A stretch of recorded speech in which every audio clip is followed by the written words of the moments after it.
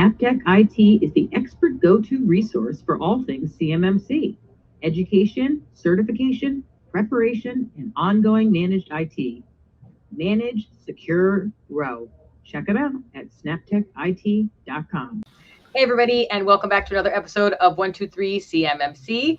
My name is Dana Mantilia. I'll be your host, and our guest is Karl Bickbohr. Hello, Karl. Welcome back. Hi, Dana. How are you? I'm good. Today we have a topic that I think is going to be interesting to people, maybe a little scary, but so zero-click attack. We're going to talk about what that is. And our first question is going to be, what is a zero-click attack?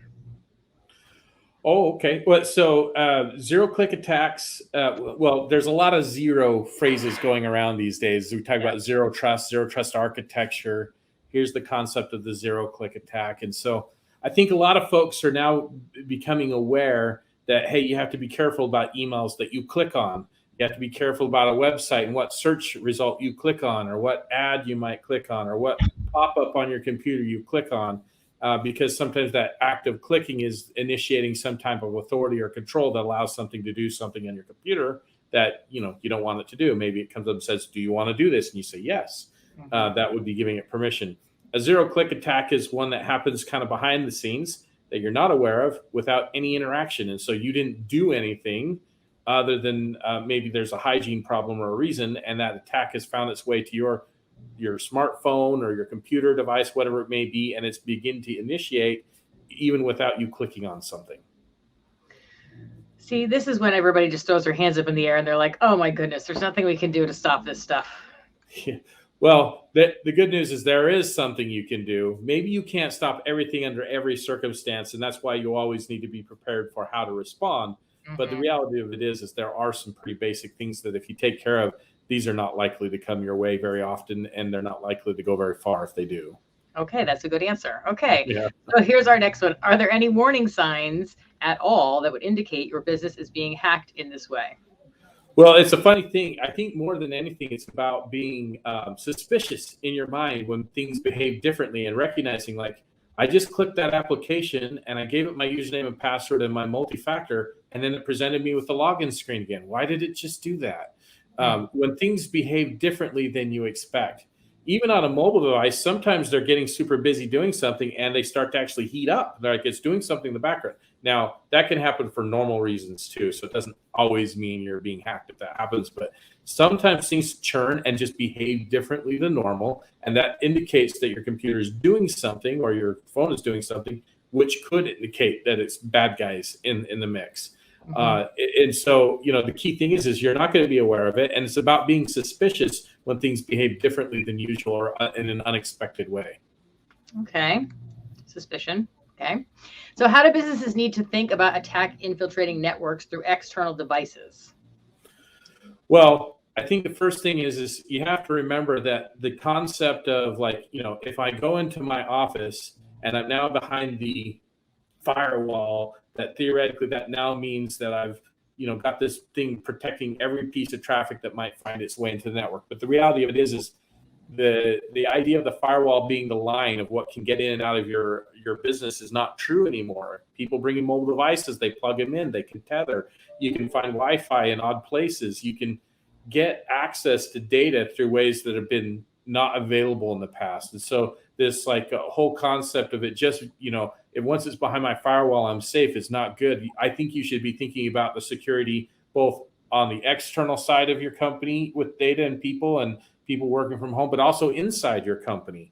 There is no line anymore that you shouldn't be thinking about protecting and having good practices, good cyber hygiene, and also detection tools in place for. So this means more monitoring of even smartwatches, because if there's certain apps that are running on their device that then run on so there's more to keep track of. Yeah, I mean, ultimately, so many of us in small businesses have understood the concept of basic protection of you put a firewall in place, you install an antivirus, you put somebody in a security group that doesn't have permission to some file. Those are all great protection. You back up the data and you put it aside somewhere to protect it, right? What so many are missing is detection, because when somebody's dwelling within your network and looking around, or trying to get access to things, or maybe try to exfiltrate your data out to put it somewhere where it doesn't belong, they are almost always evading your protection. I mean, that's just the nature of it. And people feel like, well, I've paid for my backup and I got somebody who's got my antivirus installed. They think I've done the things that it is. The reality of it is just like your home, you can have a great alarm system. You can lock your doors. You can do all these protection things. But ultimately, you still need the alarm system that tells you somebody just walked through this room at a time they shouldn't have, right? And that's the same thing from a computer perspective.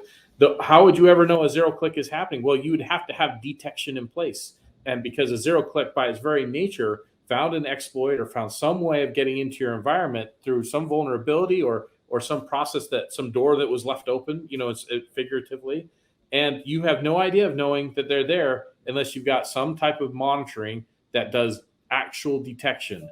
We're not talking about like monitoring your computer resources and things like that. We're talking about threat detection, security-based tools that log and analyze the traffic, where it's going to, where it's from, and looking for anomalous behavioral patterns in the data.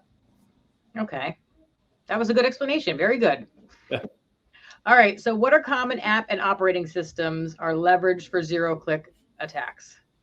Well, there's the answer is actually, what are people using, and how ubiquitous, where is it? How likely is it for somebody to have some vulnerability or some problem with it? So it's all the usual suspects, like, an Android phone or an iPhone that's out of date, or a firewall that doesn't have the latest firmware. It really does come down to things like patching and vulnerability management. But, WhatsApp, iMessage is a great way to find ways into things. Any apps that provide messaging or voice capabilities can commonly be used to find their way into an environment. And once they're finding their way in from a phone, for instance, and that phone is now connected to your Wi-Fi, they could be finding their way in through that app into your company's network, as an example. So that's something I never thought about, was the apps. And now you got to watch those people your employees have on devices too. Yeah, well, it's also, so we can immediately jump to this, how do you mitigate that, right? I mean, because there's no hard and fast warnings, right? As they say, but you can do things like, well, don't allow personal cell phones on your Wi-Fi network. That eliminates those apps. Or if you do, put them in a segmented network that can't touch anything else. That way, it can't spread.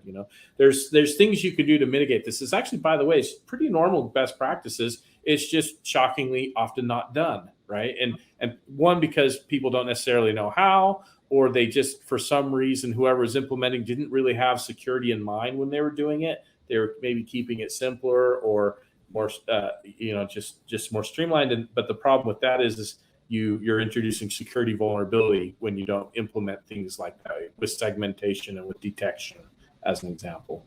So guest Wi-Fi. That was guest Wi-Fi that's legitimately separated, as an example, would be a way that you would keep your phones from doing that. And you don't ever put your phones on your internal Wi-Fi. You put them on the guest only, as an example. That's a great tip. Okay, that's fun. Everybody get a guest Wi-Fi. Okay, so if there are no hard and fast warning signs that a zero-click attack is in progress, what are the best practices that DoD contractors can implement to minimize risk from attacks? Well, so, I feel like in a lot of ways we really repeat ourselves with the fundamentals and basics, but there's a reason why.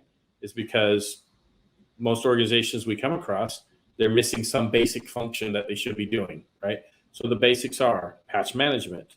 You're patching operating systems, you're patching browsers, you're patching phones, you're patching applications, you're doing the patching and vulnerability management you need to. Scanning for vulnerabilities.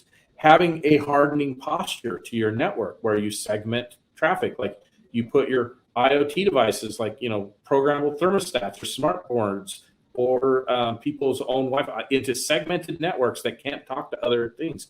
There's just no reason your smart board needs to be able to talk to your server typically, so there's just, how can you create this segmentation to provide walls or barriers to things spreading around if something becomes compromised, right? And then it comes down to putting in meaningful threat detection. You need some type of managed detection response, MDR. You probably need some type of SIM. Like if you're in the DoD space, SIM, threat detection, threat intelligence, These are bare minimum requirements. You need to have log shipping, all these tools that can do this, that can help you know that somebody's lurking around that's coming from a place that they shouldn't be, that's anomalous or strange, or or even basic things like, hey, somebody just logged into this mailbox from Brazil. That's not right. Are they in Brazil? No, they're not. Well, why would they be logging in from Brazil? Only a detection tool would tell you that, as an example. Okay. Well, at least there is stuff out there that you can. It's just like you said, it's an organization not knowing that there is something missing in their protection. So yeah. Well, or even just fundamentally not understanding the difference between protection and detection, and realizing that very few organizations have made the journey into detection yet. It began in our industry in banking in a meaningful way, and the United States government has a lot of great things within the Department of Defense and other areas where they built out detection technologies. But it's now really commonly available, even for a small business on a budget a small business can afford, to put detection in place. And it involves, log analysis. It involves additional security tools, but it also involves a human element to interpret that data, because it could be, hey, this is weird, but that's normal IT stuff happening, or no, this is weird, but that's bad people doing stuff. You sometimes really have to interpret that data to make sure you know exactly what's going on, because they hide very well. Like I said, there was no click involved. There's no user to say, hey, I clicked on this thing and my screen turned red and it started demanding ransom. That's really bad stuff, but it's obvious where that came from at first. Right. The zero-click attacks are all about finding things that's lurking. And, the average dwell time of an attacker environment once they get in is many, many, many days. I've heard stats of 45 days. I've heard stats up to 90 days that they're lurking with access to an environment before they do anything about it. They're just learning and growing and spreading, right? I don't know the exact stats, so don't quote on me, but I guarantee you it's a lengthy, shockingly long amount of time that they're lurking around, not caught, because there's no detection in place. Creepy. Yeah, creepy indeed. Well, it's definitely a threat, is what it is. It's a threat. All right. So what tools do you recommend that DoD contractors take to minimize the risk of a zero-click attack? Well, so, beyond segmentation of just having a guest Wi-Fi, I like the buzzword that I begin with of the zero trust architecture, taking a zero trust approach. I think that it's more comprehensive protection. It's still not detection like we were talking about. So if you don't have anything detecting in your network or on your systems, you need detection. You need a SIM, you need an MDR, you need some of these things that are out there to help you with detection. But, setting aside that, I like the idea of taking the approach that whether they're in your network, out of your network, working at home, nothing is trusted, zero trust. That means, like on a computer system, you set up a computer with a tool that makes sure absolutely nothing can execute except what is expressly permitted, rather than what is deemed. And we've talked about this in the past with application control. That's an example of how you do zero trust. That way, if somebody's lurking around and tries to get to this computer equipment through some vulnerability in, WhatsApp or whatever the thing is that they found their way, when they get to that computer will say, okay, I'm receiving this script that's telling me to do something, but you know what? That's not on my list. Not allowed. Even though it's not going to trigger the antivirus program to say, hey, this is a virus, because their command actually didn't involve a virus. They're just sending normal commands of IT things to take control, to get access to data. And so you have to be able to deny things that could be totally normal. And so zero trust, I think, is a big deal. I think having detection like MDR or managed detection and response in place is a big helpful thing. And then tying that together with a logging tool like a security information event monitor, a SIM tool, as we say, putting that combo together is pretty effective. And then the last thing, though, just to throw out, is just you can never downplay the need to mitigate vulnerabilities. And I would say probably half of them are through just bad configurations, and half of them are through patches that you need to do. And so, like, if you're leaving insecure protocols running on all your computers that can be accessed from anywhere, that's a bad configuration.